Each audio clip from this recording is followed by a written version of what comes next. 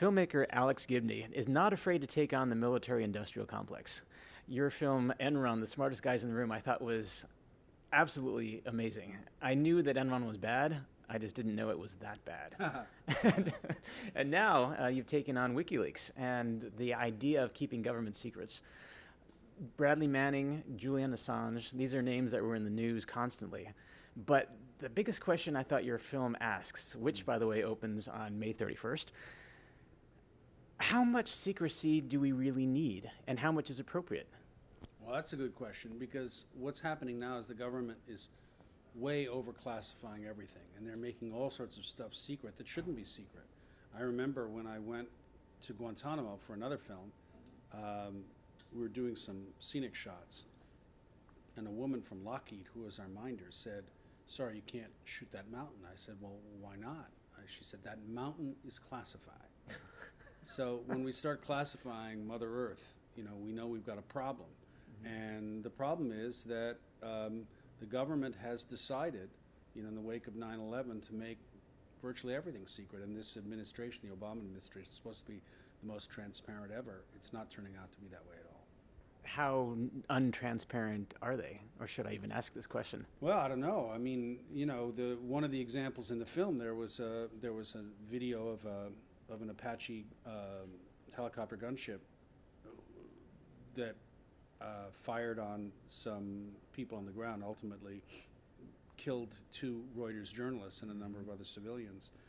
That's the kind of thing that shouldn't ever be classified once it's happened.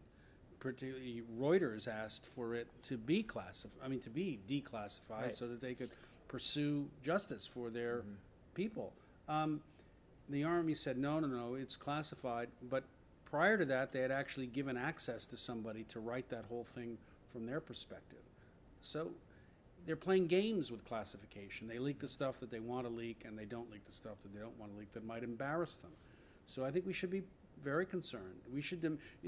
The punishment is supposed to be the same for improperly classifying information as for leaking classified information, but we never apply the former.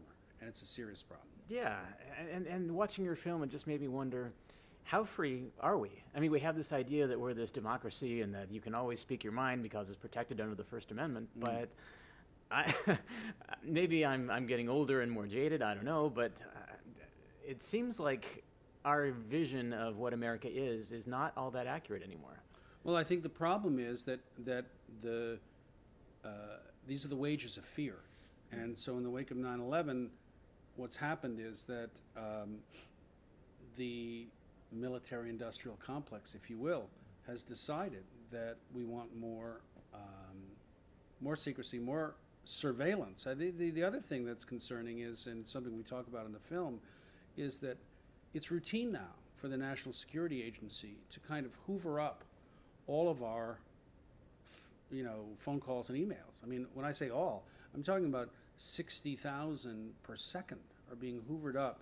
So that's why, in the wake of the Boston attacks, for example, that they could suddenly pull up phone calls and emails because they've got them all. So what is that telling us, though, about how that might be abused in the future? When people ask questions, they're almost always told, sorry, we can't answer that question because the material you're inquiring about is classified. Now, in the case of the Boston bombing, do you think that's us using our information or classified information or Hoover ability to suck up all this information? Is that a good thing? Well, look, at times, these things are important for protections and for law enforcement, but without proper checks and balances, we've got serious problems, because that's the first thing that leads to corruption and then after tyranny. So I think it's all about a balance. But the balance is far too skewed in the direction of the national security state. It seems like you, as a filmmaker, are really all that's left in terms of checks and balances, because it seems like the legislative branch, the judicial branch, they're all kind of in lockstep. I mean, that's just me being maybe naive or oversimplistic. Have you ever gotten any kind of blowback from the government on the work that you've been doing? I've been audited. That's something. Other than that, not so much. But look, I mean, I think it's incumbent on all of us to raise our voices. That's all we can do. And we have to keep doing it because it's an ever-present process and problem. Are you jaded? Jaded? Yeah. I'm pessimistic but hopeful. I'll take that. I'll take that. What's interesting about your film, We Steal Secrets, is how you describe and I think it's hypocrisy on the part of Julian Assange with WikiLeaks, saying that he demands NDAs from volunteers and employees. And then you got the U.S. government, on the other hand, when they imprison Bradley Manning, and then they treat him like a prisoner from Abu Ghraib. Was that surprising when you were uncovering the story to run across such, I thought, blatant oxymorons? Hypocrisy? Yeah, I mean, it was surprising because, I think the interesting part of this story is that it's not what we expected it to be. And you find abuses of power in a lot of unexpected places. It's certainly there in the U.S. military, and what they did with Bradley Manning and trying to scapegoat him and subjecting him to conditions that are close to torture. But it's also there in the case of WikiLeaks, and particularly Julian Assange, who begins to take on the coloration of the very people he's trying to expose, to force people in WikiLeaks to sign, as you say, these non-disclosure agreements for which there is a $12 million penalty for leaking secrets. What kind of thing does that tell you about an organization that's supposed to be dedicated to transparency? Julian himself in the film says, good organizations are transparent and honest, and bad organizations are the opposite. Well, his organization became the opposite. So I think that becomes the problem.